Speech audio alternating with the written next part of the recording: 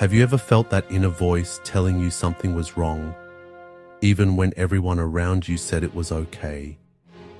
Or maybe you've struggled with a decision where your gut feeling seemed to clash with what you knew your faith taught. Today we're diving deep into one of the most misunderstood concepts in Catholic teaching: conscience formation. This isn't about following your feelings or doing whatever feels right. The Catholic Church teaches that conscience is the voice of God resounding in the human heart, and learning to hear that voice clearly could transform how you make every moral decision. I'm going to share real-world examples of conscience dilemmas we all face and give you a practical framework based on 2,000 years of Catholic wisdom to navigate them. Let's start with what conscience actually is. Cardinal John Henry Newman, now a saint, called conscience the aboriginal vicar of Christ, essentially God's messenger within us. But here's what conscience is not. It's not your feelings. It's not your personal preferences. It's not whatever feels right in the moment. According to Catholic teaching, conscience is an interior sanctuary where we encounter God's voice. The Catechism describes it as a judgment of reason that helps us recognize the moral quality of our actions before we act, while we're acting, and after we've acted. Think of it like a spiritual GPS system. Just like your car's GPS needs accurate maps and regular updates to guide you correctly, your conscience needs proper formation to guide you toward truth. Let's say you're at work and your boss asks you to slightly exaggerate numbers in a report to make the company look better. Your conscience, that inner discomfort you feel, is alerting you to a moral boundary before you cross it. That's your antecedent conscience at work. A well-formed Catholic conscience rests on three essential foundations. Foundation 1, truth and reason. Your conscience must be grounded in objective truth, not subjective feelings. Pope Benedict XVI warned about hiding in subjectivity's protective shell, essentially making up our own moral rules to avoid uncomfortable truths. Foundation 2, church teaching. The magisterium, the church's teaching authority, provides guidance accumulated over 2 millennia. Think about it. Would you trust your individual understanding of complex medical procedures over the collective wisdom of medical professionals? The same principle applies to moral questions. Foundation 3, the Holy Spirit. Conscience formation requires divine assistance. We need humility to recognize God's wisdom surpasses our understanding, and regular prayer to hear the Spirit's voice. Imagine you're dating someone who pressures you to move in together before marriage. Your feelings might say, "This feels right because we love each other."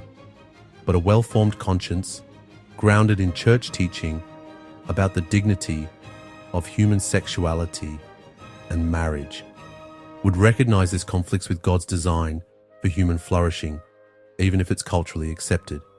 So how do we actually form our conscience? Here are 5 practical steps. 1. Seek objective truth. Start with facts, not feelings.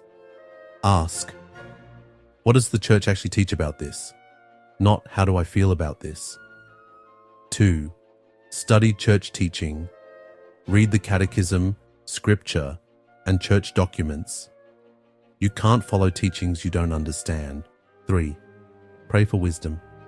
Before major decisions, pray, "Lord, I need your spirit of discernment. Help me see clearly." 4. Consult spiritual guides. Talk to your priest, confessor, or a knowledgeable spiritual director.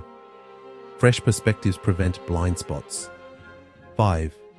Regular examination of conscience. Daily self-examination, maybe before bed, helps you recognize patterns and areas for growth. Let's say you're struggling with whether to support a political candidate whose positions mix policies you agree with and policies that contradict church teaching. A well-formed conscience would research what the church actually teaches on these issues, pray for wisdom, discuss with a spiritual mentor, and make a decision based on Catholic social teaching principles, not just party loyalty or emotional reactions. Here's where it gets challenging. What happens when your conscience seems to conflict with church teaching? Saint Alphonsus Liguori said, "If you take away obedience to the church, there is no error which will not be embraced." These conflicts usually arise from three causes: incomplete understanding of what the church actually teaches, knowing the teaching, but not understanding the wisdom behind it, an erring conscience formed by cultural influences rather than truth. The solution: humility.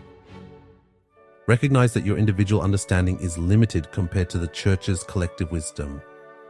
Never act against your conscience, but work to form your conscience according to church teaching. A Catholic might struggle with the church's teaching on contraception, feeling it conflicts with their conscience about family planning. The proper response isn't to ignore church teaching, but to study why the church teaches what it does about human sexuality, marriage, and the dignity of life. Often, deeper understanding resolves the apparent conflict. In our relativistic culture, living with a well-formed conscience requires courage. You'll face situations where the morally right choice isn't popular. Remember, complexity doesn't justify compromise. Even the most difficult situations have morally sound responses when approached with patience and faith. You need community for this journey.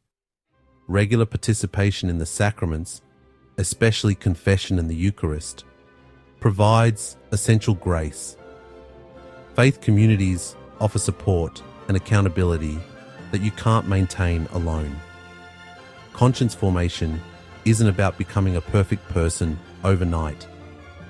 It's about becoming the person God created you to be, someone who can hear His voice clearly and respond with love. Start small. Pick one of those 5 practical steps I mentioned and commit to it this week. Maybe that's spending 10 minutes reading the catechism or scheduling a conversation with your priest about a moral question you're wrestling with.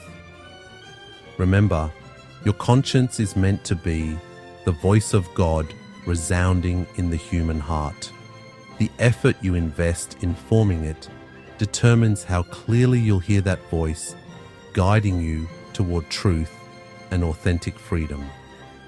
What moral decision are you facing right now that could benefit from a more well-formed conscience? Drop a comment below. I'd love to hear your thoughts and continue this conversation. Don't forget to subscribe for more videos on Catholic teaching and practical faith formation. Until next time, may God bless you on your journey toward holiness.